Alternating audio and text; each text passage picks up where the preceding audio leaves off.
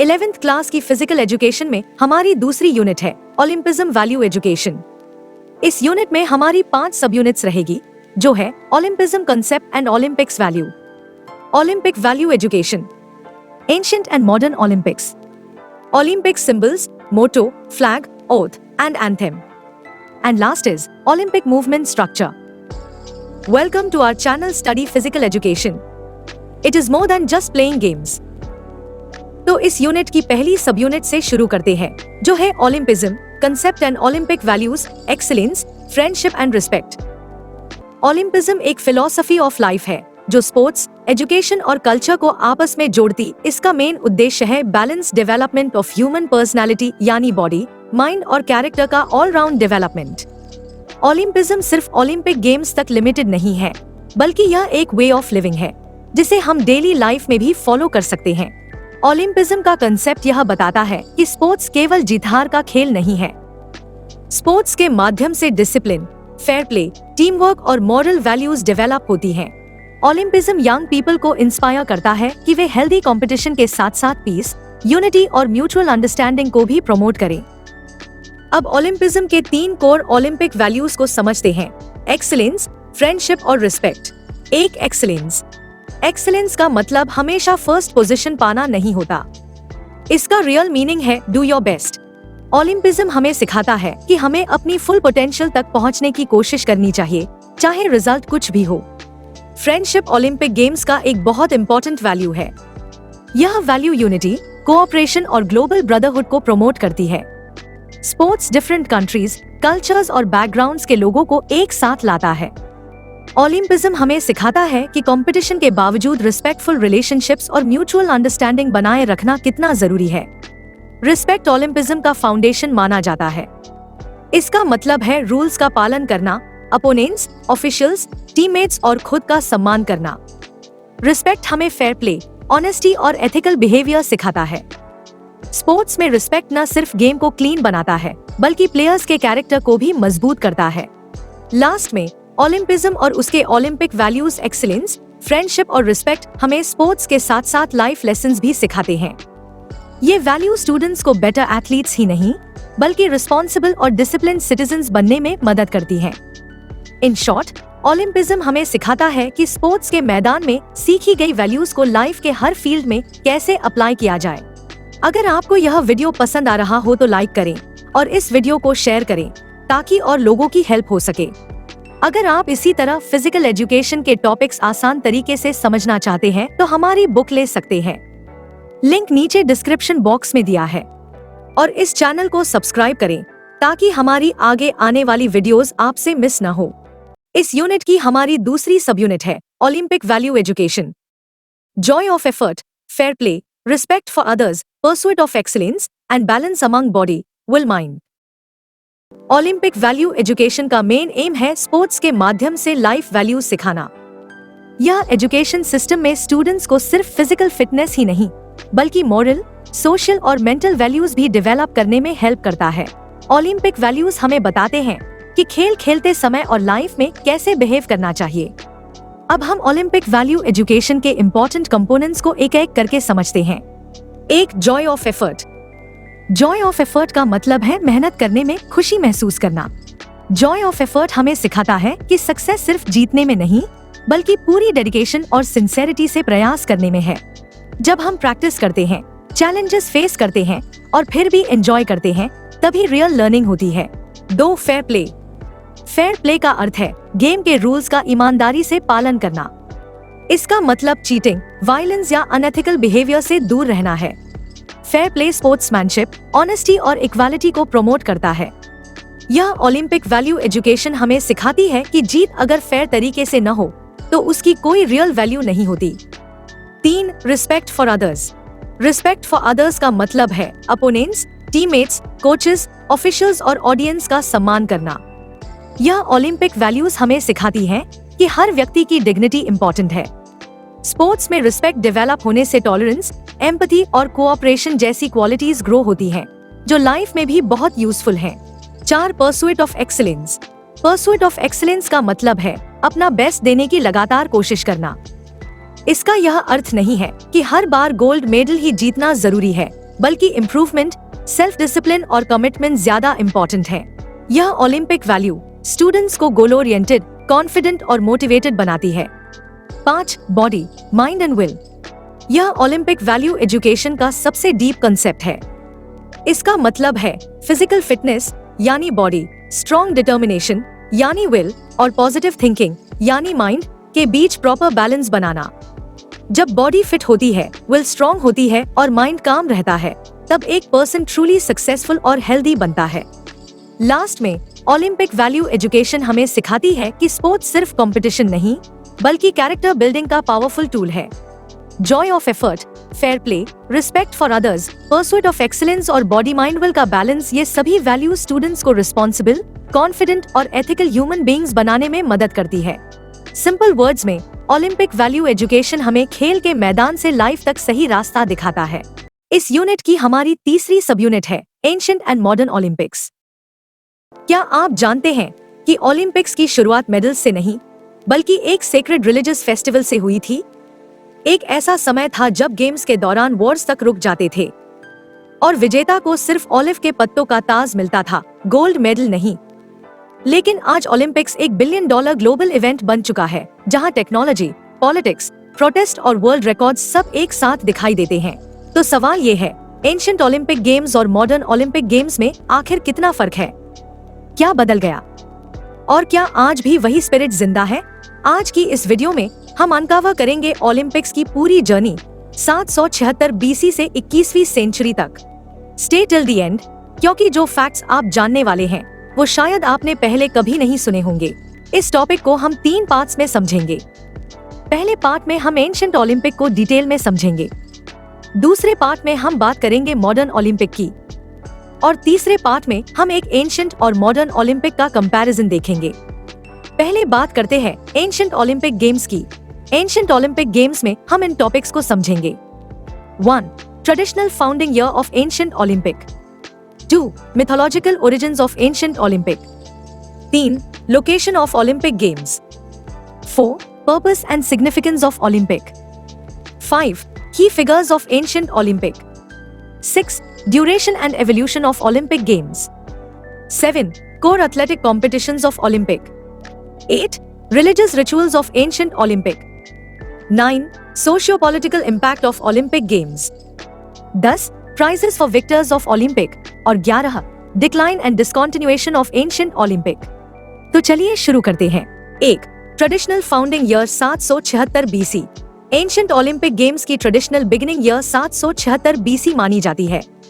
इसी ईयर से state race के रिटन रिकॉर्ड्स मिलते हैं। ये गेम्स हर 4 साल में एक बार आयोजित होते थे और इस 4 ईयर पीरियड को ओलंपियाड कहा जाता था।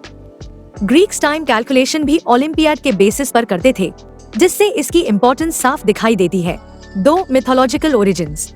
एंशिएंट ओलंपिक्स से जुड़ी कई मिथोलॉजिकल स्टोरीज मिलती हैं, जैसे ए. हेराक्लिस की कहानी। एक लेजेंड के अनुसार गेम्स की स्थापना हरक्यूलिस, जो कि ज़ूस के बेटे थे, ने की थी। कहा जाता है कि हरक्यूलिस ओलंपिया में सेक्रेड ऑलिव ट्री लेकर आए और उसी के साथ ओलंपिक फेस्टिवल की शुरुआत की। ग्रीक पोएट पिंदर की फेमस ओड भी इस बिलीफ को सपोर्ट करती है। बी. पेलप्स की कहानी। एक दूसरी मिथ के अनुसार हीरो पेलप्स ने गेम्स की फाउंडेशन रखी। पेलप्स ने किंग ओएनोमस को चैरियट रेस में हराया था। इस विक्ट्री के बाद गेम्स शुरू किए गए और पेलप्स की श्राइन पर रेगुलर सैक्रिफाइसेस दिए जाते थे। 3. Location Olympia. Ancient Olympic games Olympia, southern Greece में आयोजित होते थे। यह जगह ज़ूस को डेडिकेटेड एक सेक्रेड रिलीजियस साइट थी। यह ध्यान रखना जरूरी है कि गेम्स माउंट ओलंपस पर नहीं होते थे। माउंट ओलंपस सिर्फ गॉड्स का सिंबॉलिक होम माना जाता था। ओलंपिया में फेमस स्टैचू ऑफ ज़ूस स्थित थी, जो गोल्ड और आइवरी से बनी थी। इसे फीडियास ने स्कल्प्ट किया था। यह statue 7 wonders of the ancient world में से एक मानी जाती है। 4. Purpose and significance of Olympic. A. Religious festival. Ancient Olympic games mainly Zeus के सम्मान में रिलीजियस फेस्टिवल थे। स्पोर्ट्स इवेंट्स सैक्रिफाइसेस, रिचुअल्स और प्रेयर्स के साथ जुड़े होते थे। बी. ग्रीक यूनिटी का सिंबल। ये गेम्स ग्रीक सिटी स्टेट्स को यूनाइट करने का बड़ा माध्यम थे। शेयर्ड लैंग्वेज और मिथोलॉजी के बाद ओलंपिक्स सबसे स्ट्रॉन्ग यूनिफाइंग फैक्टर थे। गेम्स के दौरान वॉर्स तक रोक दी जाती थी, जिसे ओलंपिक ट्रूस कहा जाता था। सी. एथलीट्स का डिवाइन स्टेटस। विनिंग एथलीट्स को इमेंस ऑनर मिलता था। उन्हें डिवाइन फेवर प्राप्त माना जाता था और कई बार वे नियर डिवाइन स्टेटस तक पहुंच जाते थे। 5 की figures of ancient Olympic.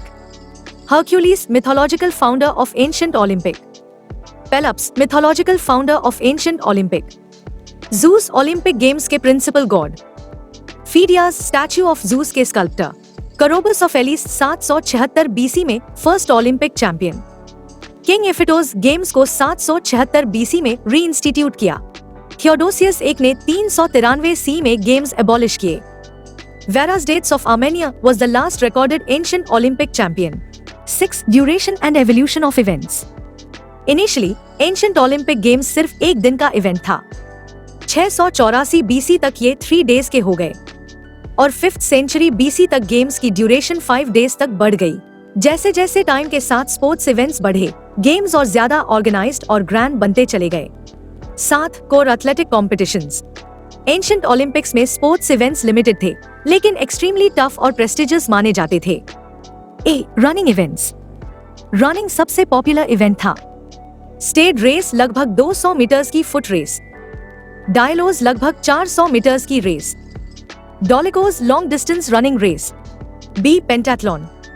Pentathlon एक 5 इवेंट कॉम्पिटिशन थी जिसमें शामिल थे discus, javelin, long jump, running and wrestling. Famous Greek philosopher Aristotle ने पेंटाथलीट्स को द मोस्ट ब्यूटीफुल एथलीट्स कहा था क्योंकि इनमें स्ट्रेंथ, स्पीड और स्किल का परफेक्ट कॉम्बिनेशन होता था। सी. Combat sports. बॉक्सर्स अपने हाथों पर हिमैंटीज बांधते थे। यह स्पोर्ट काफी ब्रूटल होता था। रेसलिंग को मिलिट्री ट्रेनिंग का इम्पोर्टेंट हिस्सा माना जाता था। स्ट्रेंथ और टेक्निक दोनों जरूरी थी। पैंक्रेशन बॉक्सिंग और रेसलिंग का डेंजरस कॉम्बिनेशन था। ऑलमोस्ट एवरीथिंग अलाउड था एक्सेप्ट बाइटिंग और आई गाउजिंग। मिथोलॉजी के अनुसार इसकी फाउंडेशन थीसियस ने रखी थी। D. Field events, for example long jump, discus throw and javelin throw. E. Equestrian events. Hippodrome में हॉर्स रेसेस और चैरियट रेसेस आयोजित होते थे। इंटरेस्टिंग फैक्ट यह है कि विक्ट्री का क्रेडिट राइडर को नहीं बल्कि हॉर्स ओनर को मिलता था। 8. Religious rituals. Ancient Olympics deeply religion centre थे। गेम्स की शुरुआत होती थी एलिस से ओलंपिया तक रिलीजियस प्रोसेशन से। जजेस, जिन्हें हेल्लानोदिके कहा जाता था, उनका प्यूरिफिकेशन रिचुअल पियरियन स्प्रिंग पर होता था। एथलीट्स और जजेस बुल्यूटेरियन में जूस हॉक्योस की स्टैचू के सामने ओथ लेते थे। एथलीट्स गॉड्स जैसे जूस, हम्स, अपोलो और हर्क्यूलिस को ऑफरिंग्स देते थे। फेस्टिवल के मिडिल डे पर जूस के लिए 100 ऑक्सन की सैक्रिफाइस होती थी, जिसके बाद ग्रैंड फीस्ट होती थी। 9. Socio political impact. Panhellenic unity. Olympics ने पूरे ग्रीस में यूनिटी और कॉमन आइडेंटिटी को प्रमोट किया। Olympic truce एकेकिरिया।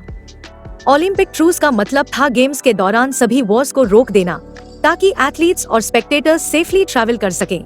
यह ट्रूस एलिस के हेरल्ड्स द्वारा अनाउंस की जाती थी।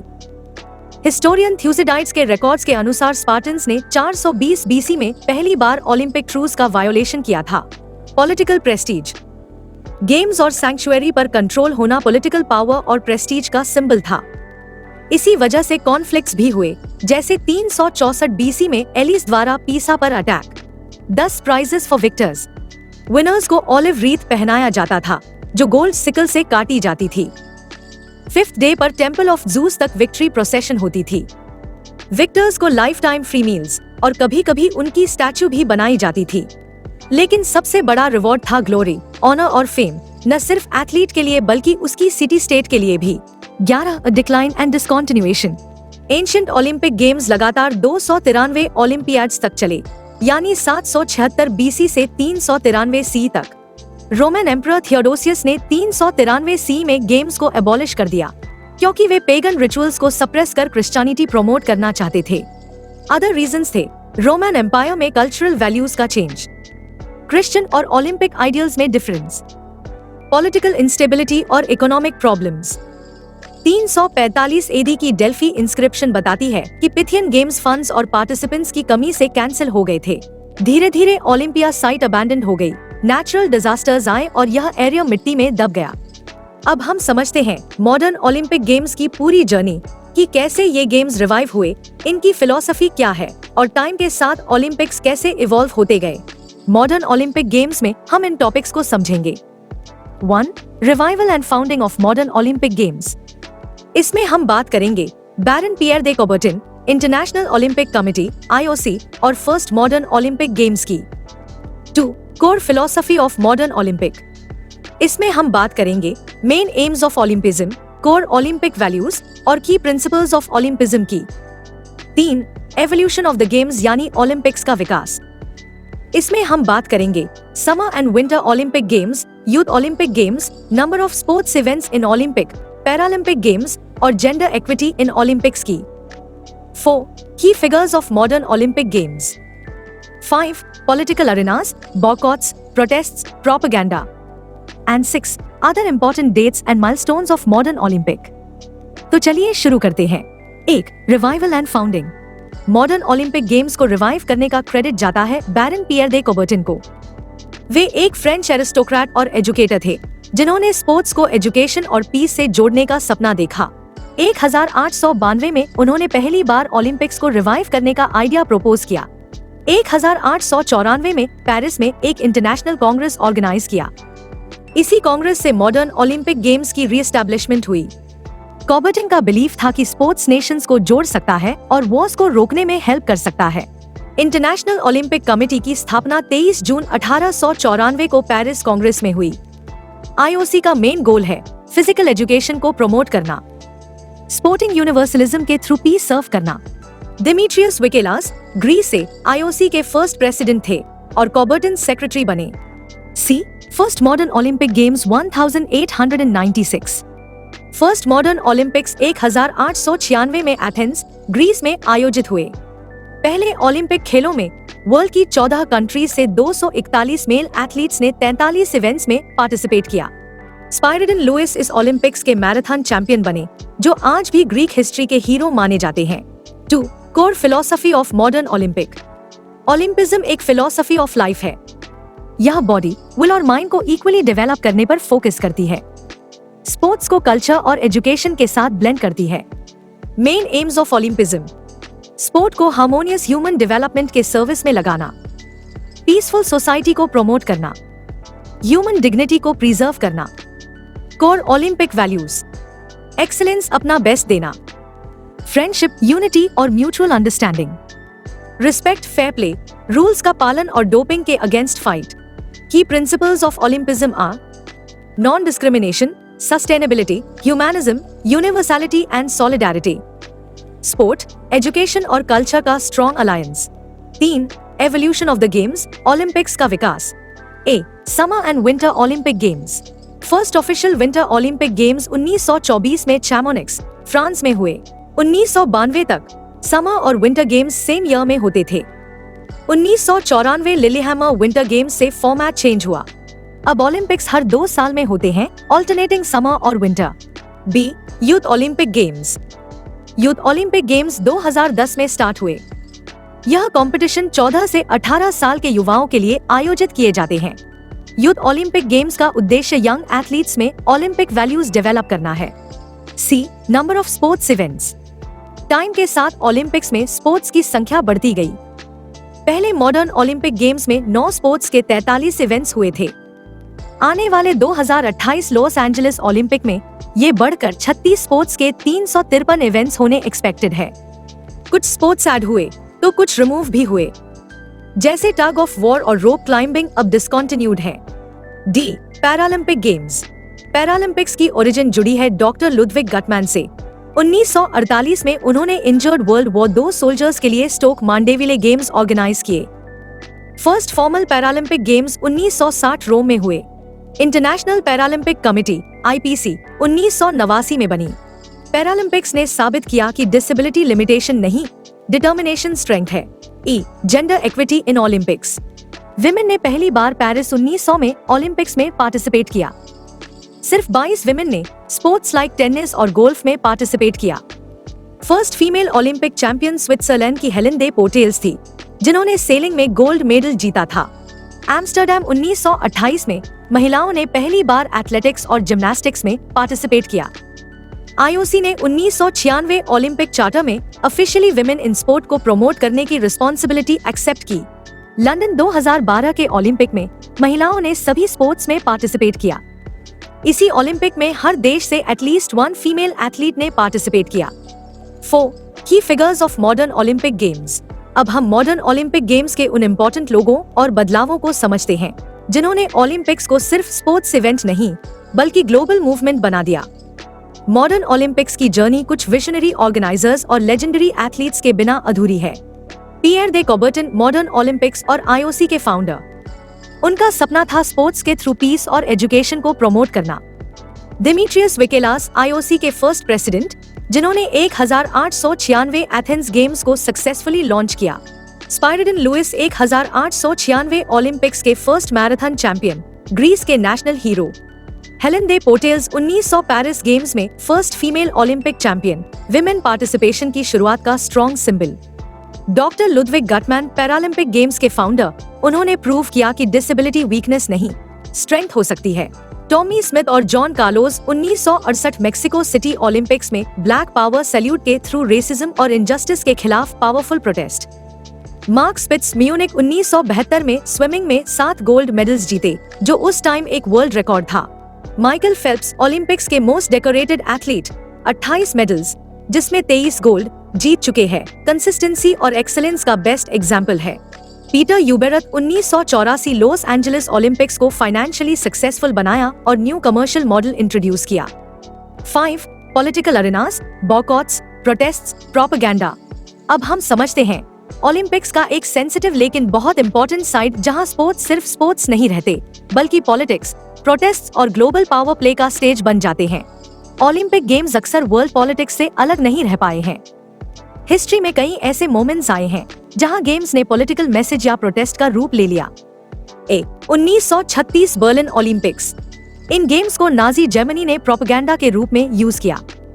एडॉल्फ हिटलर ने ओलंपिक्स को अपनी आइडियोलॉजी और पावर दिखाने का टूल बना लिया। 1960 रोम ओलंपिक्स। ताइवान को फॉर्मोसा नाम से कॉम्पीट करने के लिए मजबूर किया गया, जिससे प्रोटेस्ट हुए। यह issue China Taiwan political dispute से जुड़ा था। 1968 Mexico City Olympics. US athletes Tommy Smith और जॉन कार्लोस ने मेडल सेरेमनी के दौरान ब्लैक पावर सैल्यूट दिया। यह रेसिज्म और रेशियल इनजस्टिस के खिलाफ एक पावरफुल प्रोटेस्ट था। 1972 म्यूनिक ओलंपिक्स।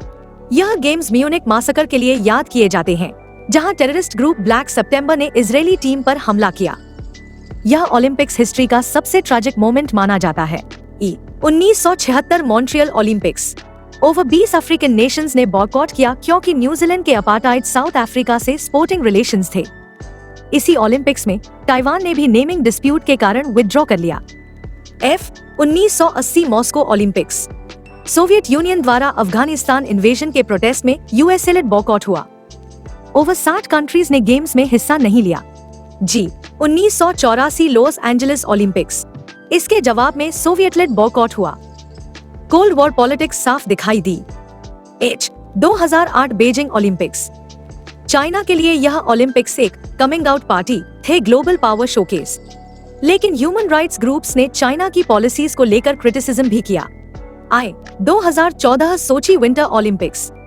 रशिया के ह्यूमन राइट्स रिकॉर्ड के कारण कई वर्ल्ड लीडर्स ने गेम्स अटेंड नहीं किए। Russia and doping 2019 onwards. Russia को स्टेट स्पॉन्सर्ड डोपिंग के कारण ओलंपिक्स से बैन रिस्ट्रिक्ट किया गया। रशियन एथलीट्स न्यूट्रल फ्लैग के अंडर कॉम्पीट करने लगे। 2022 बीजिंग विंटर ओलंपिक्स। यूएसए और उसके एलाइज ने डिप्लोमेटिक बॉयकॉट किया चाइना के एलिज्ड ह्यूमन राइट्स अब्यूजेस के कारण। 6 other important dates and milestones. अब हम बात करते हैं मॉडर्न ओलंपिक से रिलेटेड कुछ इम्पोर्टेंट इवेंट्स की जिन्हें हमने अभी तक कवर नहीं किया है। इनमें सबसे पहले है 1912 Stockholm Olympics. It was the first Olympic where athletes from all 5 continents participated. Games cancellation. 1916 के गेम्स को वर्ल्ड वॉर 1 और 1940 और 1944 के गेम्स को वर्ल्ड वॉर 2 की वजह से कैंसिल कर दिया गया था।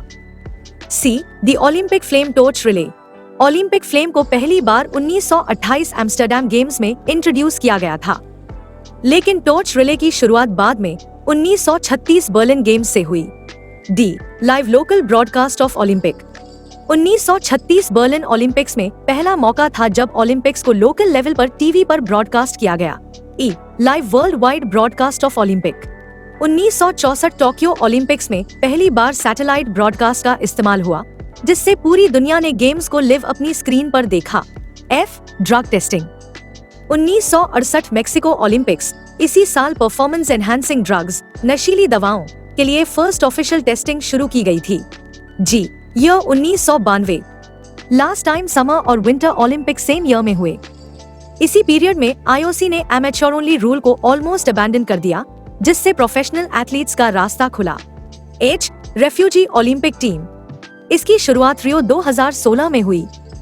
यह टीम उन एथलीट्स को मौका देती है जो अपने देश से विस्थापित, डिस्प्लेस्ड हो चुके हैं, ताकि वे ओलंपिक फ्लैग के नीचे कॉम्पीट कर सकें।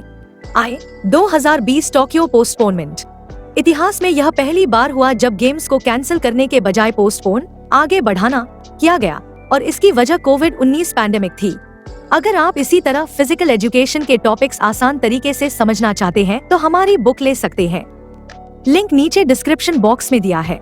अब हम आते हैं अपनी वीडियो के थर्ड पार्ट पर। इसमें हम एंशिएंट एंड मॉडर्न ओलंपिक के बीच कंपैरिजन को समझेंगे, ताकि इसका कॉन्सेप्ट क्लियर भी हो जाए और याद भी रहे। तो शुरू करते हैं। 1. Founding year. Ancient Olympic games की ट्रेडिशनल बिगिनिंग 776 बीसी मानी जाती है। वहीं मॉडर्न ओलंपिक गेम्स की शुरुआत 1896 में एथेंस, ग्रीस में हुई। 2. की फाउंडर और रिवाइवर। एंशिएंट ओलंपिक्स से जुड़ी स्टोरीज मोस्टली मिथोलॉजिकल हैं। हेराक्लिस, पेलप्स और हिस्टोरिकल रूप से किंग इफिटोस को गेम्स रीइंस्टीट्यूट करने का क्रेडिट दिया जाता है। मॉडर्न ओलंपिक्स को बैरन पियर दे कौबर्टन ने रिवाइव किया था। 3. Frequency of Olympic games. Ancient Olympics हर 4 साल में होते थे, जिसे ओलंपियाड कहा जाता था। मॉडर्न ओलंपिक्स में समर गेम्स हर 4 साल में और विंटर गेम्स हर 4 साल में होते हैं, लेकिन स्टैगर्ड फॉर्मेट के कारण हर 2 साल में कोई न कोई ओलंपिक इवेंट होता है। 4. Location of Olympic games. Ancient games हमेशा ओलंपिया, ग्रीस में होते थे। Modern games different host cities में होते हैं, जिन्हें international Olympic committee (IOC) select करता है।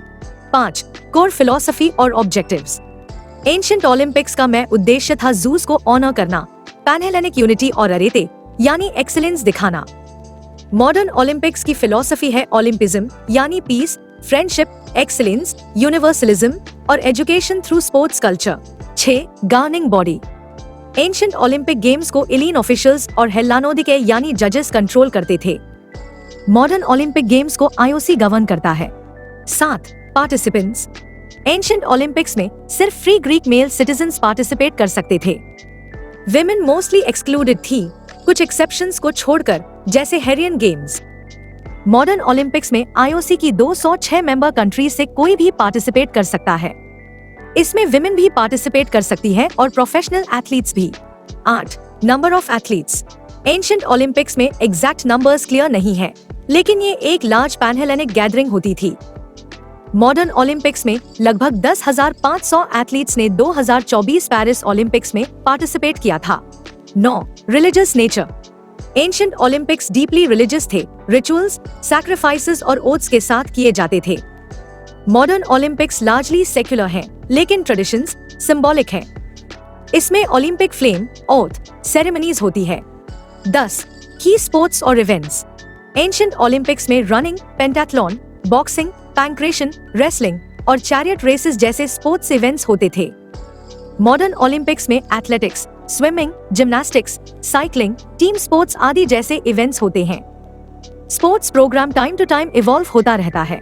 11. Prizes for victors. Ancient victors को ऑलिव रीथ, ऑनर, स्टैच्यूज और लाइफ टाइम फ्री मील्स मिलता था। कोई डायरेक्ट कैश प्राइज नहीं होता था। मॉडर्न विक्टर्स को गोल्ड, सिल्वर, ब्रॉन्ज मेडल्स और वर्ल्ड वाइड फेम मिलता है। 12.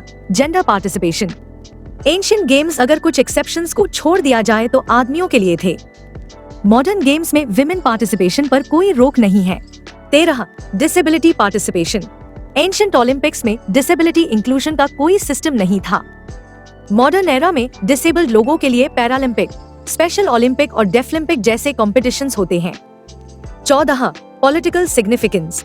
एंशिएंट ओलंपिक्स यूनिटी और एकेकिरिया यानी ओलंपिक ट्रूस के लिए फेमस थे। मॉडर्न ओलंपिक्स पॉलिटिक्स का मेजर स्टेज बन चुके हैं, जिसमें बॉयकॉट्स, प्रोटेस्ट्स, डिप्लोमेसी और प्रोपेगेंडा जैसी चीजें होती है। 15 एमेच्योरिज्म वर्सेस प्रोफेशनलिज्म। एंशिएंट ओलंपिक में खिलाड़ी एमेच्योर होते थे, यानी शौकिया खेलते थे। उन्हें खेलने या जीतने के कोई पैसे नहीं मिलते थे। Modern Olympics initially amateur athletes के लिए थे, लेकिन 1992 के बाद प्रोफेशनल्स एथलीट्स अलाउड हो गए। 16 duration of Olympic games. Ancient games initially 1 दिन का होता था, फिर 3 दिनों का हुआ और बाद में 5 दिनों का होने लगा। मॉडर्न समर ओलंपिक्स यूजुअली 16-17 दिनों तक चलते हैं। 17 discontinuation of Olympic games. Ancient Olympics 393 सी में एंड हुए, जब थियोडोसियस I ने क्रिश्चियनिटी को बढ़ावा देने के चलते पेगन फेस्टिवल्स बैन कर दिए। मॉडर्न ओलंपिक्स में वर्ल्ड वॉर 1 के चलते 1916 का बर्लिन ओलंपिक कैंसिल हुआ और वर्ल्ड वॉर 2 के वजह से 1940 का टोक्यो ओलंपिक और 1944 का लंदन ओलंपिक कैंसिल हुआ। 2020 का टोक्यो ओलंपिक कोविड की वजह से 2021 में हुआ। अगर आपको यह वीडियो इन्फॉर्मेटिव लगी हो और इससे आपको एंशिएंट और मॉडर्न ओलंपिक्स का कॉन्सेप्ट क्लियरली समझ आया हो, तो वीडियो को लाइक जरूर करें। इस यूनिट की हमारी 4th सब यूनिट है Olympic symbols, motto, flag, oath and anthem. जब भी ओलंपिक गेम्स की ओपनिंग सेरेमनी शुरू होती है, तो दुनिया भर के करोड़ों लोग एक ही चीज देखते हैं। आसमान में लहराता हुआ ओलंपिक फ्लैग, 5 रंगों वाली ओलंपिक रिंग्स, बैकग्राउंड में बजता हुआ पावरफुल ओलंपिक एंथेम और एथलीट्स द्वारा लिया जाने वाला ओलंपिक ओथ। लेकिन क्या आपने कभी सोचा है कि इन सिंबल्स, मोटो, फ्लैग, ओथ और एंथेम के पीछे असल में क्या मीनिंग छिपा है? क्या ओलंपिक रिंग्स सिर्फ एक लोगो है? क्या सिटियस, एल्टियस, फोर्टियस सिर्फ एक स्लोगन है? और ओलंपिक ओथ क्यों ली जाती है हर ओलंपिक गेम्स में?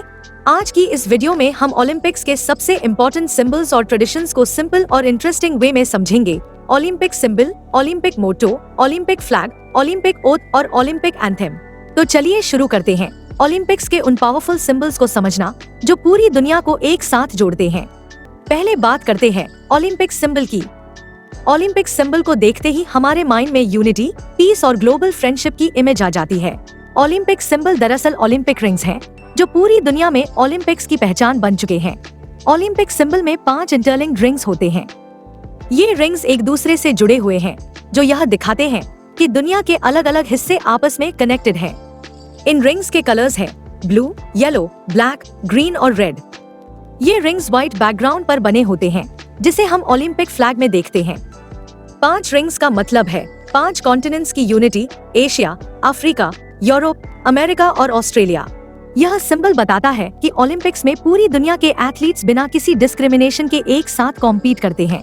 अक्सर स्टूडेंट्स सोचते हैं कि हर कलर किसी स्पेसिफिक कॉन्टिनेंट को रिप्रेजेंट करता है, लेकिन ऐसा नहीं है। इन रियलिटी ओलंपिक रिंग्स के कलर्स इसलिए चुने गए क्योंकि दुनिया के हर नेशनल फ्लैग में इन कलर्स में से कम एक कलर जरूर मिलता है। इसका सिंपल मीनिंग है ओलंपिक सभी नेशंस के लिए है। Who design the Olympic symbol? Olympic symbol को पियर दे कौबर्टन ने 1913 में डिजाइन किया था। उनका विजन था कि स्पोर्ट्स के थ्रू पीस, फ्रेंडशिप और इंटरनेशनल अंडरस्टैंडिंग को प्रमोट किया जाए। रिंग्स का आपस में जुड़ा होना यह शो करता है कि 1 कंपटीशन हेल्दी हो, 2 नेशंस के बीच कोऑपरेशन हो और 3 स्पोर्ट्स राइवलरी के बावजूद रिस्पेक्ट और हार्मनी बनी रहे। Why Olympic symbol is important? Olympic symbol सिर्फ लोगो नहीं है, बल्कि यह रिप्रेजेंट करता है ओलंपिज्म की स्पिरिट, पीसफुल कंपटीशन और यूनिटी में डाइवर्सिटी को। जब एथलीट्स ओलंपिक रिंग्स के नीचे मार्च करते हैं, तो वो सिर्फ मेडल्स के लिए नहीं, बल्कि वर्ल्ड यूनिटी के मैसेज के लिए कॉम्पीट कर रहे होते हैं। अब बात करते हैं ओलंपिक मोटो की। ओलंपिक मोटो ओलंपिक्स की आत्मा मानी जाती है, क्योंकि यह एथलीट्स को लगातार बेहतर बनने की इंस्पिरेशन देती है। यह मोटो सिर्फ स्पोर्ट्स तक लिमिटेड नहीं है, बल्कि लाइफ फिलॉसफी भी है। ओलंपिक मोटो है सिटियस, एल्टियस, फोर्टियस। यह 3 लैटिन वर्ड्स हैं, जिनका मीनिंग है सिटियस का मतलब है फास्टर यानी और तेज, एल्टियस का मतलब है हायर यानी और ऊंचा, और फोर्टियस का मतलब है स्ट्रॉन्गर यानी और मजबूत। सिंपल वर्ड्स में ओलंपिक मोटो का मैसेज है always try to be better than yesterday. Who introduced the Olympic motto? Olympic motto को ओलंपिक से पियर दे कौबर्टन ने जोड़ा था। हालांकि यह मोटो ओरिजिनली एक फ्रेंच प्रीस्ट हेनरी दाइडो ने यूज किया था, लेकिन कॉबर्टन ने इसे ओलंपिक मूवमेंट का ऑफिशियल मोटो बना दिया। अपडेटेड ओलंपिक मोटो 2021 में ओलंपिक मोटो को अपडेट किया गया और इसमें एक और वर्ड जोड़ा गया जो था कम्युनाइटर। अब ओलंपिक मोटो बन गया है सिटियस अल्टियस फोर्टियस कम्युनाइटर। यहाँ कम्युनाइटर का मीनिंग है टुगेदर। इस अपडेट का मैसेज है कि एक्सीलेंस अकेले नहीं बल्कि टीम वर्क, सॉलिडारिटी और यूनिटी के थ्रू अचीव होती है। Why Olympic motto is important? Olympic motto athletes को रिमाइंड कराता है कि एक विक्ट्री से ज्यादा एफर्ट इम्पोर्टेंट है। 2, कंपटीशन हेल्दी होना चाहिए। और 3, सेल्फ इम्प्रूवमेंट कभी रुकनी नहीं चाहिए। अब बात करते हैं ओलंपिक फ्लैग की। ओलंपिक गेम्स की ओपनिंग सेरेमनी में जब ओलंपिक फ्लैग लहराया जाता है तो वो मोमेंट सिर्फ सेरेमनी नहीं होता बल्कि ग्लोबल यूनिटी और पीस का पावरफुल सिंबल होता है। ओलंपिक फ्लैग क्या है? ओलंपिक फ्लैग एक व्हाइट बैकग्राउंड वाला फ्लैग होता है जिस पर ओलंपिक रिंग्स बने होते हैं। इन रिंग्स के कलर्स हैं ब्लू, येलो, ब्लैक, ग्रीन और red. White background peace, purity और हार्मनी को रिप्रेजेंट करता है, जबकि रिंग्स पूरी दुनिया को जोड़ने का सिंबल है। ओलंपिक रिंग्स और फ्लैग का मीनिंग ओलंपिक फ्लैग पर बने 5 इंटरलिंक्ड रिंग्स 5 कॉन्टिनेंट्स की यूनिटी को शो करते हैं। एशिया, अफ्रीका, यूरोप, अमेरिका और ऑस्ट्रेलिया। रिंग्स का आपस में जुड़ा होना यह बताता है कि दुनिया के सभी एथलीट्स डिफरेंट कल्चर्स और नेशन से आकर एक प्लेटफॉर्म पर कॉम्पीट करें। जैसा कि पहले भी बताया था, एक कॉमन डाउट यह होता है कि हर रिंग किसी स्पेसिफिक कॉन्टिनेंट को रिप्रेजेंट करता है, लेकिन रियलिटी यह है कि रिंग्स के कलर्स किसी वन कॉन्टिनेंट से फिक्स नहीं है। इन कलर्स को इसलिए चूज किया गया क्योंकि उस टाइम दुनिया के हर नेशनल फ्लैग में इन कलर्स में से कम एक कलर मौजूद था। इसका सिंपल मैसेज है, ओलंपिक्स बिना किसी डिस्क्रिमिनेशन के सभी कंट्रीज के लिए हैं। Who design the Olympic flag? Olympic flag को पियर दे कॉबर्टन ने 1913 में डिजाइन किया था। इस फ्लैग को ऑफिशियली 1920 एंटवर्प ओलंपिक गेम्स में पहली बार यूज किया गया। कॉबर्टन का विजन था कि स्पोर्ट्स के माध्यम से इंटरनेशनल अंडरस्टैंडिंग, फ्रेंडशिप और पीस को प्रमोट किया जाए। Role of Olympic flag in ceremonies. Opening ceremony में ओलंपिक फ्लैग होस्ट किया जाता है। क्लोजिंग सेरेमनी में फ्लैग होस्ट सिटी से नेक्स्ट होस्ट सिटी को हैंड ओवर किया जाता है। यह ट्रेडिशन ओलंपिक्स की कंटिन्यूटी और यूनिटी को शो करता है। Why Olympic flag is important? Olympic flag सिर्फ एक फ्लैग नहीं है, बल्कि यह रिप्रेजेंट करता है Olympism, peaceful competition, unity in diversity और respect and friendship among nations. अब बात करते हैं ओलंपिक ओथ की। ओलंपिक गेम्स की ओपनिंग सेरेमनी में एक बहुत सीरियस और मीनिंगफुल मोमेंट आता है जब ओलंपिक ओथ लिया जाता है। यह ओथ एथलीट्स को रिमाइंड करता है कि ओलंपिक सिर्फ जीतने का खेल नहीं है, बल्कि ऑनेस्टी, फेयर प्ले और रिस्पेक्ट का प्लेटफॉर्म है। ओलंपिक ओथ क्या है? ओलंपिक ओथ एक फॉर्मल प्रॉमिस होती है जो ओलंपिक गेम्स की ओपनिंग सेरेमनी में ली जाती है। यह ओथ यूजुअली एक एथलीट द्वारा ली जाती है जो सभी एथलीट्स की तरफ से बोलता है। इस ट्रेडिशन का आइडिया मॉडर्न ओलंपिक्स के फाउंडर पियर दे कॉबर्टन से जुड़ा हुआ है, जिनका बिलीफ था कि मॉरल वैल्यू स्पोर्ट्स से ज्यादा इम्पोर्टेंट है। आज के टाइम में अलग अलग ओथ्स ली जाती हैं, जैसे एथलीट्स ओथ, ऑफिशियल्स ओथ और कोचेस ओथ। ओलंपिक ओथ लेने वाला व्यक्ति होस्ट नेशन से होता है और वह करंट गेम्स में भाग लेने वाले सभी कंट्रीज के एथलीट्स, ऑफिशियल्स या कोचेस की तरफ से ओथ लेता है। टाइम के साथ एथलीट्स ओथ को कई बार रिवाइज किया गया ताकि स्पोर्ट्स में फेयर प्ले, ऑनेस्टी और एथिक्स को और स्ट्रॉन्ग बनाया जा सके। अब हम ओलंपिक ओथ के डिफरेंट वर्जन्स को समझते हैं। अर्लीस्ट ओलंपिक ओथ 1920 से 1961 तक। ओलंपिक ओथ की शुरुआत सबसे पहले 1920 ओलंपिक गेम्स में हुई थी। यह oath Belgian athlete Victor Boin ने ली थी। इस पीरियड में ओथ का फोकस शिवलरी, नेशनल ऑनर और ग्लोरी ऑफ स्पोर्ट पर था। उस समय की ओथ इस तरह होती थी: We swear that we will take part in the Olympic Games in a spirit of chivalry, for the honor of our country and for the glory of sport. Oath का हिंदी में मतलब है कि हम कसम खाते हैं कि हम अपनी कंट्री के ऑनर के लिए और स्पोर्ट की ग्लोरी के लिए ओलंपिक गेम्स में वीरता की भावना के साथ भाग लेंगे।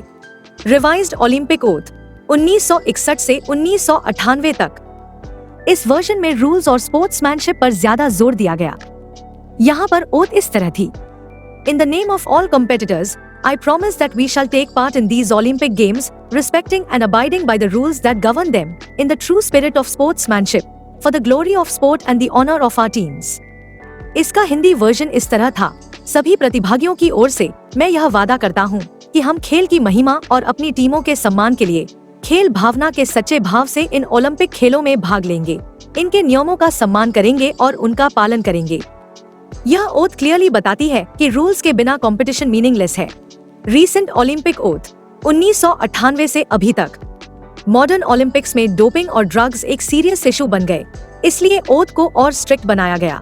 करंट ओथ इस तरह है: in the name of all competitors, I promise that we shall take part in these Olympic Games, respecting and abiding by the rules that govern them, committing ourselves to a sport without doping and without drugs, in the true spirit of sportsmanship, for glory of sport and the honor of our teams. इसका Hindi version इस तरह है: सभी प्रतिभागियों की ओर से मैं वादा करता हूँ कि हम इन ओलंपिक खेलों में खेल की महिमा और अपनी टीमों के सम्मान के लिए इनके नियमों का सम्मान करते हुए और उनका पालन करते हुए डोपिंग और ड्रग्स से मुक्त खेल के प्रति प्रतिबद्ध होकर सच्ची खेल भावना के साथ भाग लेंगे। सिंपल वर्ड्स में ओलंपिक ओथ में यह प्रॉमिस की जाती है कि 1. हम रूल्स का पालन करेंगे, 2. फेयर प्ले और ऑनेस्टी के साथ कॉम्पीट करेंगे, 3. चीटिंग और डोपिंग से दूर रहेंगे और 4. ओलंपिक्स की ट्रू स्पिरिट को रिस्पेक्ट करेंगे। अब बात करते हैं इस सेक्शन के लास्ट टॉपिक की, जो है ओलंपिक एंथम। जब ओलंपिक गेम्स की ओपनिंग सेरेमनी में ओलंपिक फ्लैग होस्ट होता है और बैकग्राउंड में एक पावरफुल म्यूजिक बजता है, वही म्यूजिक कहलाता है ओलंपिक एंथम। यह एंथम ओलंपिक्स की डिग्निटी, यूनिटी और पीस को रिप्रेजेंट करता है। ओलंपिक एंथम क्या है? ओलंपिक एंथम एक ऑफिशियल म्यूजिक कॉम्पोजिशन है जिसे ओलंपिक सेरेमनीज के दौरान प्ले किया जाता है। यह एंथम मेनली 2 ओकेजन पर सुनाई देता है: 1. जब ओलंपिक फ्लैग होस्ट किया जाता है, और 2. जब गेम्स का ऑफिशियल ओपनिंग या क्लोजिंग होता है। यह एंथम ओलंपिक्स की सोलेमनिटी और ग्लोबल इंपॉर्टेंस को दर्शाता है। Who composed the Olympic anthem? Olympic anthem compose किया था ग्रीक कंपोजर स्पाइरिडन सैमरास ने और इसके लिरिक्स लिखे थे ग्रीक पोएट कोस्टस पलामास ने। यह एंथम पहली बार 1896 एथेंस ओलंपिक गेम्स में परफॉर्म हुआ था। Language of the Olympic anthem originally Olympic anthem Greek language में लिखा गया था, लेकिन मॉडर्न ओलंपिक सेरेमनीज में इसे इंस्ट्रूमेंटल वर्जन में या होस्ट कंट्री की लैंग्वेज में परफॉर्म किया जा सकता है। ओलंपिक एंथम के बोल कुछ इस तरह है: O ancient immortal spirit, pure father of beauty, of greatness and of truth, descend, reveal yourself and flash like lightning here within the glory of your own earth and sky. At running and at wrestling and at throwing, shine in the momentum of noble contests. And crown with the unfading branch, and make the body worthy and iron-like. Plains, mountains and seas glow with you, like a white and purple great temple.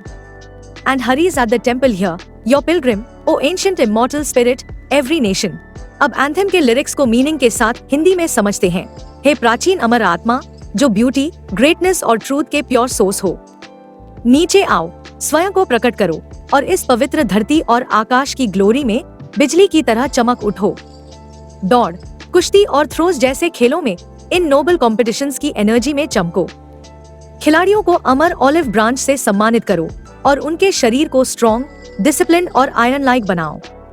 मैदान, पहाड़ और समुद्र तुम्हारी presence से एक विशाल मंदिर की तरह चमक उठें और हर देश इस पवित्र ओलंपिक टेम्पल की ओर बढ़े। हे प्राचीन अमर आत्मा। यह एंथम बताता है कि ओलंपिक्स सिर्फ मेडल्स का इवेंट नहीं है, बल्कि यह ह्यूमन एक्सीलेंस और यूनिटी ऑफ नेशंस का सेलिब्रेशन है। Why Olympic anthem is special? 1. यह एंशिएंट ग्रीस की स्पिरिट को मॉडर्न ओलंपिक्स से जोड़ता है। 2. यह ओलंपिज्म की फिलॉसफी को म्यूजिक में बदल देता है। और 3. यह पूरे वर्ल्ड को एक पीस एंड स्पोर्ट के तीर्थ स्थान की तरह इनवाइट करता है। तो दोस्तों, आज की इस वीडियो में हमने समझा Olympic symbol, Olympic motto, Olympic flag, Olympic oath और ओलंपिक एंथम, और यह भी जाना कि इन सभी के पीछे सिर्फ ट्रेडिशंस नहीं, बल्कि ओलंपिज्म की डीप फिलॉसफी छिपी हुई है। इस यूनिट की हमारी लास्ट सब यूनिट है Olympic movement structure, IOC, NOC, IFS and. जब हम ओलंपिक गेम्स देखते हैं तो हमें एथलीट्स, मेडल्स और सेरेमनीज दिखाई देती हैं, लेकिन इनके पीछे एक स्ट्रॉन्ग ऑर्गेनाइजेशनल सिस्टम काम करता है, जिसे कहते हैं ओलंपिक मूवमेंट स्ट्रक्चर। यह स्ट्रक्चर इंश्योर करता है कि ओलंपिक्स फेयर, स्मूथ और ग्लोबली कोऑर्डिनेटेड तरीके से कंडक्ट हो। ओलंपिक मूवमेंट मुख्य रूप से 4 पिलर्स पर बेस्ड है: IOC, NOC, international federations, IFS और अदर मेंबर्स। हर बॉडी का रोल अलग है, लेकिन गोल एक ही है: ओलंपिक वैल्यूज को प्रमोट करना और स्पोर्ट को डेवलप करना। International Olympic Committee, IOC, Olympic movement की सुप्रीम अथॉरिटी है। जो overall policies, host city selection और ओलंपिक चार्टर को कंट्रोल करता है। वहीं नेशनल ओलंपिक कमिटीज NOCs अपने अपने कंट्रीज में ओलंपिक्स का रिप्रेजेंटेशन करते हैं और एथलीट्स को गेम्स के लिए प्रिपेयर करते हैं। इंटरनेशनल फेडरेशंस IFs अलग अलग स्पोर्ट्स के रूल्स, कॉम्पिटिशंस और टेक्निकल एस्पेक्ट्स को मैनेज करती हैं ताकि वर्ल्ड वाइड यूनिफॉर्मिटी और फेयरनेस बनी रहे। इसके अलावा ओलंपिक मूवमेंट में athletes, coaches, officials, referees, sponsors और मीडिया जैसे अदर मेंबर्स भी शामिल होते हैं जो गेम्स को सक्सेसफुल बनाते हैं।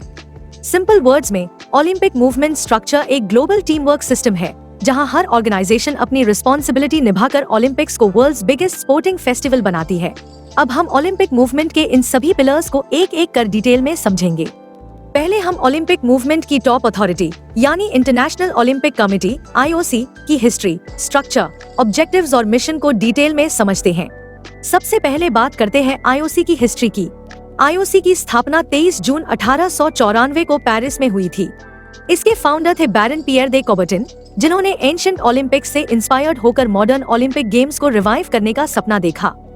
IOC के फर्स्ट प्रेसिडेंट ग्रीस के दिमित्रियस विकेलास बने और IOC की सुपरविजन में पहले मॉडर्न गेम्स 1896 में एथेंस में आयोजित हुए। सिंस देन IOC लगातार ओलंपिक्स को पीस, यूनिटी और एक्सीलेंस के प्लेटफॉर्म के रूप में डेवलप करता आ रहा है। इंटरनेशनल ओलंपिक कमेटी IOC का स्ट्रक्चर एक नॉन प्रॉफिट ऑर्गेनाइजेशन की तरह है जो पूरे ओलंपिक मूवमेंट की सुप्रीम अथॉरिटी मानी जाती है। इसका हेडक्वार्टर लॉसाने, स्विट्जरलैंड में है। इसीलिए लॉसाने को अक्सर ओलंपिक कैपिटल भी कहा जाता है। अब बात करते हैं IOC के स्ट्रक्चर की। IOC की स्ट्रक्चर को समझने के लिए हमें समझना होगा IOC session, IOC executive board, IOC president, IOC members और IOC कमीशंस के बारे में। तो इन्हें डिटेल में समझते हैं।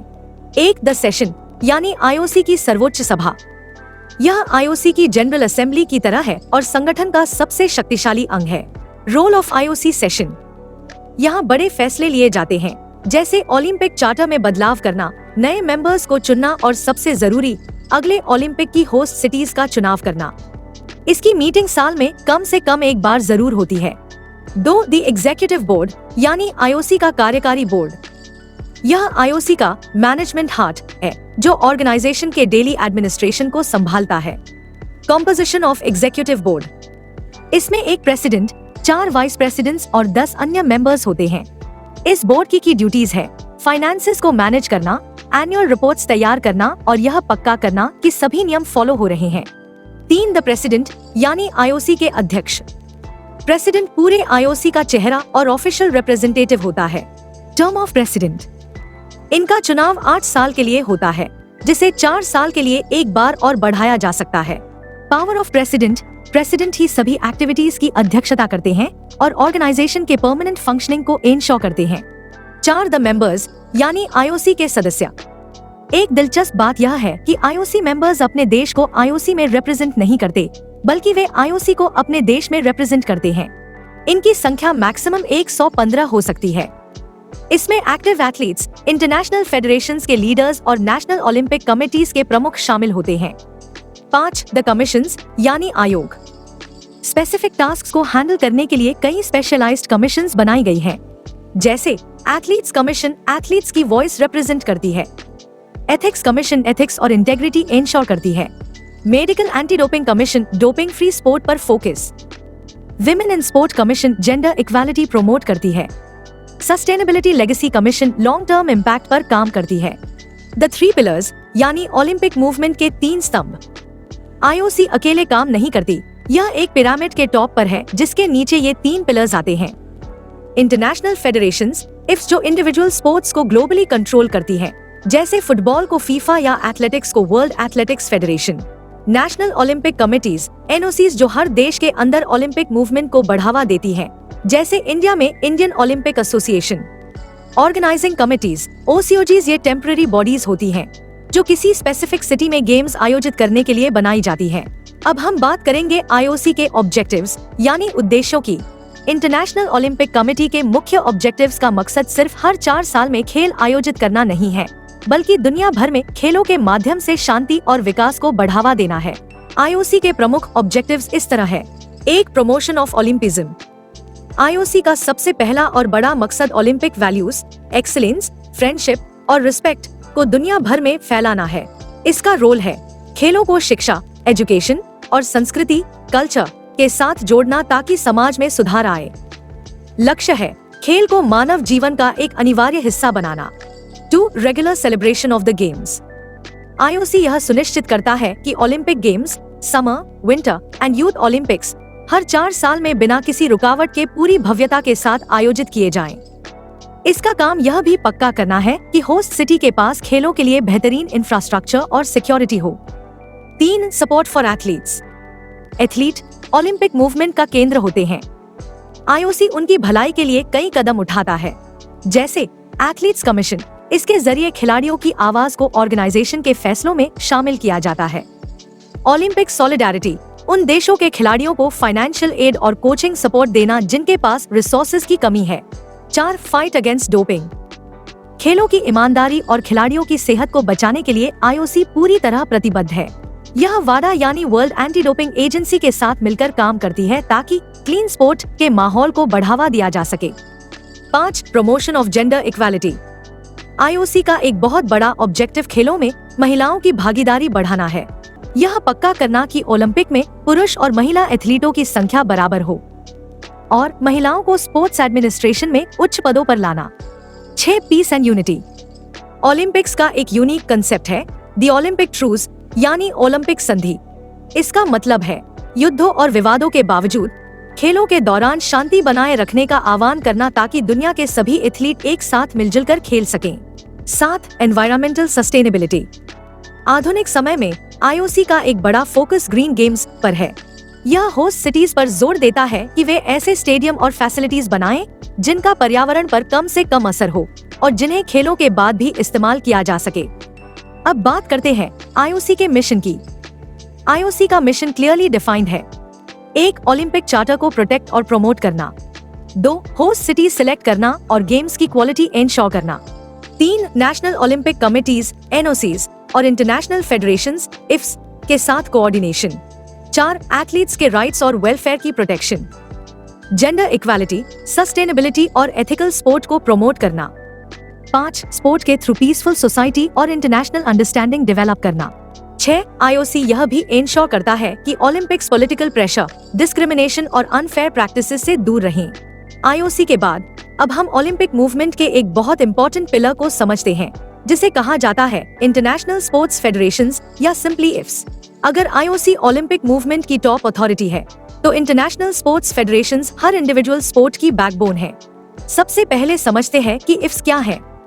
इंटरनेशनल स्पोर्ट्स फेडरेशंस वो ग्लोबल गवर्निंग बॉडीज होती हैं जो किसी एक पर्टिकुलर स्पोर्ट को वर्ल्ड वाइड कंट्रोल और रेगुलेट करती हैं। एग्जाम्पल के लिए एथलेटिक्स के लिए वर्ल्ड एथलेटिक्स, फुटबॉल के लिए फीफा, स्विमिंग के लिए World Aquatics, FINA etcetera. Olympic movement में international federations International Olympic Committee द्वारा रिकॉग्नाइज्ड होती हैं और अपने स्पोर्ट को ओलंपिक गेम्स और इंटरनेशनल लेवल पर मैनेज करती है। सिंपल वर्ड्स में IFs डिसाइड करती हैं कि किसी पर्टिकुलर स्पोर्ट को कैसे खेला जाएगा।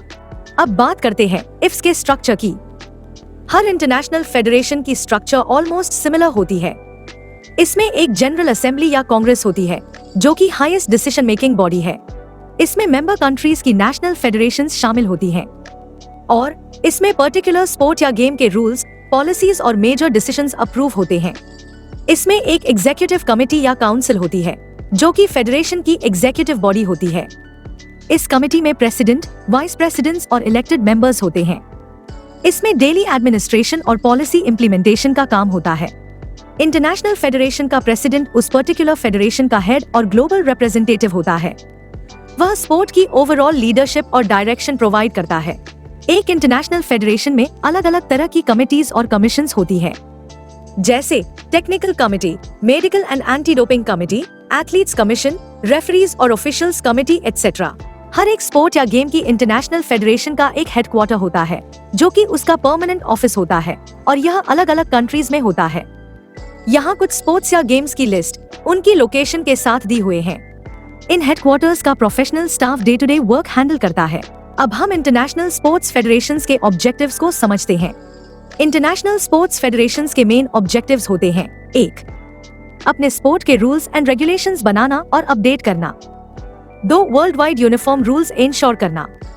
3 इंटरनेशनल कॉम्पिटिशंस ऑर्गेनाइज करना, जैसे world championships, world cups etcetera. 4 fair play और एंटी डोपिंग रूल्स लागू करना। 5 कोचेस, रेफरीज और ऑफिशियल्स की ट्रेनिंग और सर्टिफिकेशन। 6 ग्रास रूट से एलीट लेवल तक sport development. International sports federations यह इंश्योर करती हैं कि एक स्पोर्ट हर कंट्री में सेम स्पिरिट और सेम रूल्स के साथ खेला जाए। अब हम इंटरनेशनल फेडरेशंस के मिशन के बारे में बात करते हैं। इंटरनेशनल स्पोर्ट्स फेडरेशंस का मिशन ओलंपिक वैल्यूज से डायरेक्टली जुड़ा होता है। इफ्स का मिशन है: 1 ओलंपिक गेम्स में अपने स्पोर्ट का टेक्निकल कंडक्ट मैनेज करना। 2 एथलीट्स की सेफ्टी, हेल्थ और वेलफेयर प्रोटेक्ट करना। 3 जेंडर इक्वालिटी और इंक्लूसिवनेस प्रमोट करना। 4 एथिकल स्पोर्ट और करप्शन फ्री गवर्नेंस इंश्योर करना। 5 आईओसी, एनओसीज और ऑर्गेनाइजिंग कमिटीज के साथ कोऑर्डिनेशन।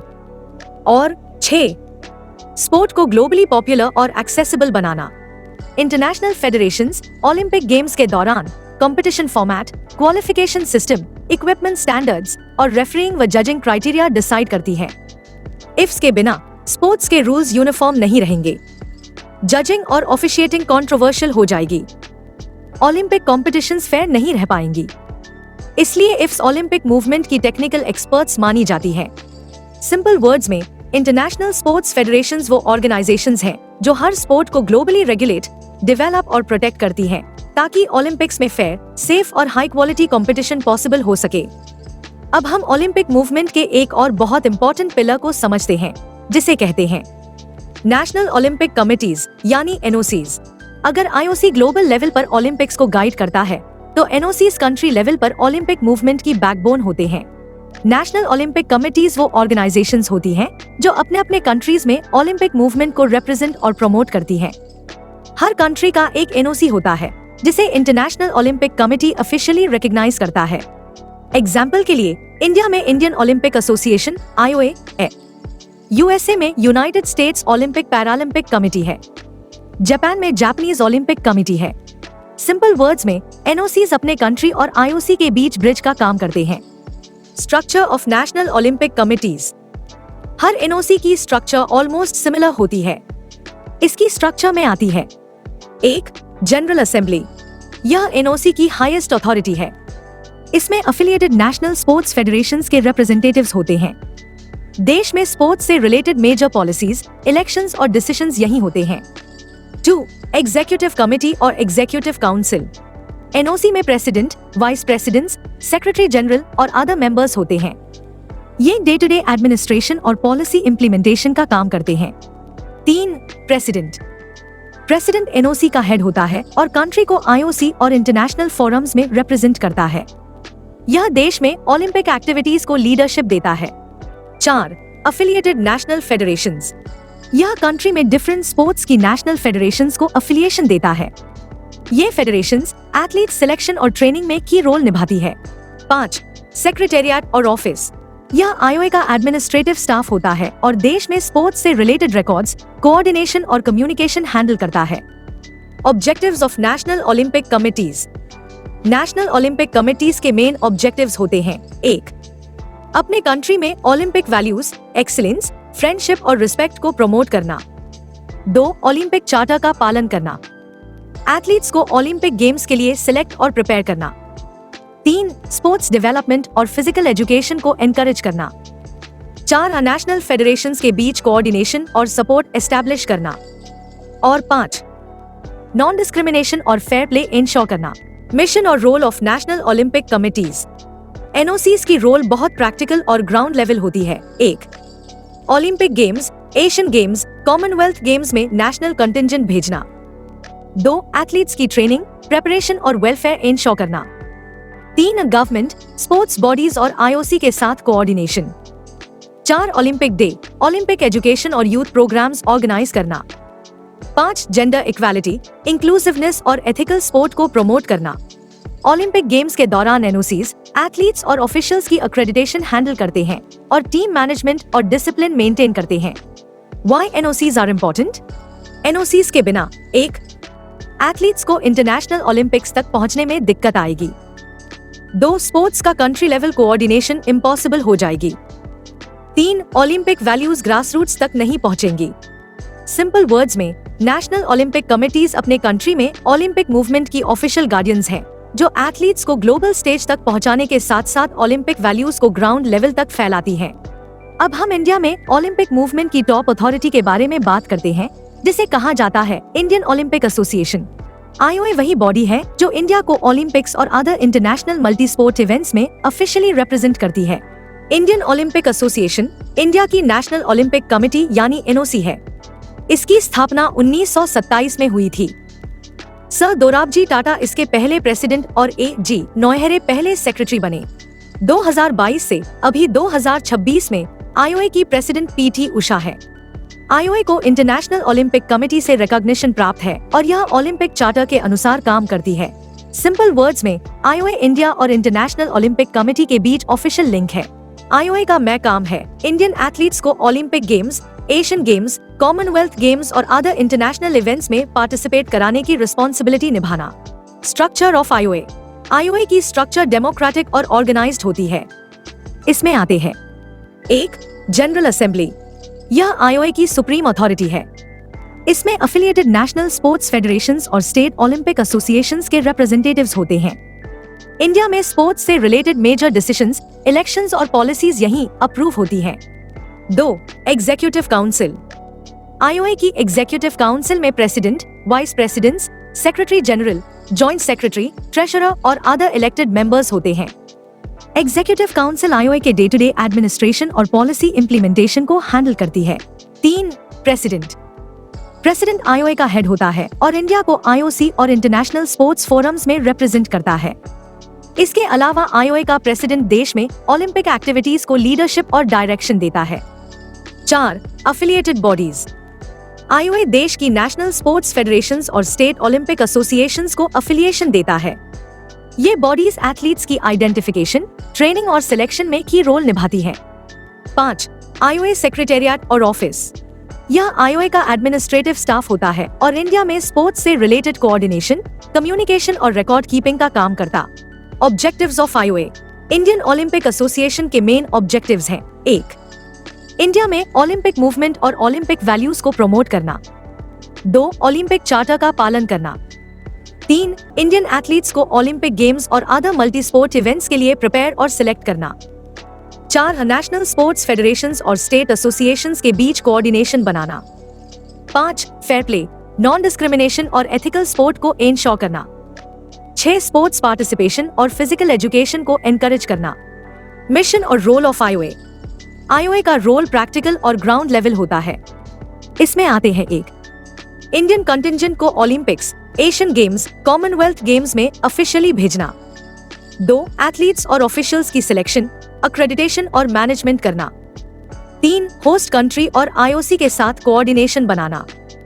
4. एथलीट्स के राइट्स, वेलफेयर और डिसिप्लिन को प्रोटेक्ट करना। 5. ओलंपिक डे, अवेयरनेस प्रोग्राम्स और यूथ स्पोर्ट्स इनिशिएटिव्स ऑर्गेनाइज करना। 6. इंडिया में यूनिटी, पीस और स्पोर्ट्समैनशिप को प्रमोट करना।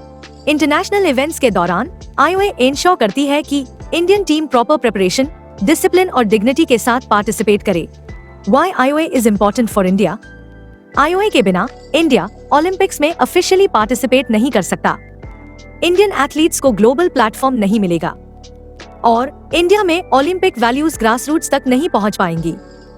सिंपल वर्ड्स में इंडियन ओलंपिक एसोसिएशन इंडिया में ओलंपिक मूवमेंट की सुप्रीम बॉडी है, जो इंडियन एथलीट्स को वर्ल्ड स्टेज तक पहुंचाने के साथ साथ ओलंपिक वैल्यूज को पूरे देश में फैलाने का काम करती है।